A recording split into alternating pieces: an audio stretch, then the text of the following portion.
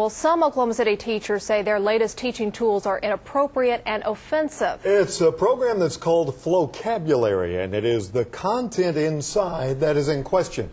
Our Colleen Chin shows us the material and the concerns tonight. Well, you know, it's not just the content that is in question, but how funds were approved and spent. The program is geared towards at-risk kids. The idea behind Flocabulary is using music, specifically hip-hop and rap, to help students learn. That's something everyone's on board with. But how the songs and books are written are a different story. First comes scandal, then comes more. Now Jefferson got his face on Mount Rushmore. Music is an attention getter, and attention, teachers will tell you, is half the battle in classrooms these days. Kids learn differently today. In fact, one thing that we definitely want to do as a school district is to use different techniques.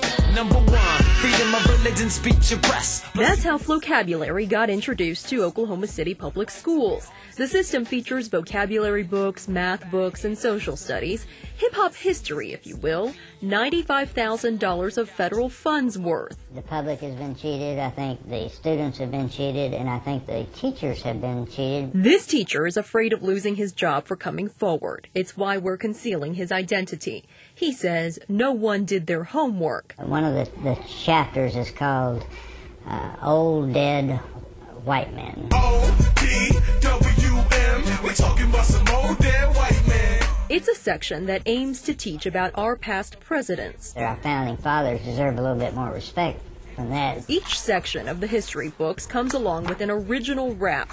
This one about pilgrims refers to sipping Henny, cognac, and follows up with just kidding. But critics say none of it is funny. I just don't think that's appropriate. I don't think any parent would want their child, you know, looking at that kind of material. The vocabulary books quote real rap songs. Other books reference them, like Tupac's Hit 'Em Up. The quotes are clean, but not the lyrics they're linked to, full of profanity, sex, and violence. It reinforces that behavior. Oklahoma City School Board Chairperson Angela Munson says it's the first she's hearing about Flocabulary. I think some of it is very questionable, and I think when the district hears or someone brings these kinds of things to our attention, we respond immediately. She says district leaders will start investigating the concerns. Our responsibility is to find out to what extent it's being used, how it's being used, and make sure any inappropriate use stops. Some of the raps use incorrect grammar. I am always concerned that we teach our children how to speak correctly, how to write correctly. Then there's this rap about the Middle Ages in Africa. One verse starts with, white people controlled the system. White people control the system, blacks and Asians didn't know. So some white people like, I don't care if you speak Swahili, Zulu, or Arabic, kid, I'm not hearing it. These are the two men behind the Flocabulary Learning Kit. Based out of New York, they say it's being used and is successful in around 10,000 schools.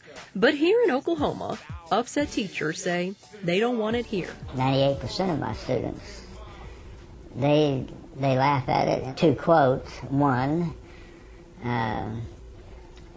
that's a crazy way to learn something. Now, Munson says the board approved the funds like they do most based on the recommendation of trusted leaders. We are still working on figuring out who recommended the program. District leaders are supposed to explain that to us tomorrow, as well as provide a full list of schools Flocabulary is being used in. We do know Seaworth Academy and Rogers Middle School are on the list. Kelly? All right, Colleen, keep us updated. The founders of Flocabulary say they've only had a handful of complaints. They say it raises test scores. We'll bring you their take on it tomorrow as well. The district says scores at Seaworth Academy have improved. We want to know what you think about it. Do you think Flocabulary should be used in schools as a teaching method? You can go to our website, news9.com/links, to cast your votes.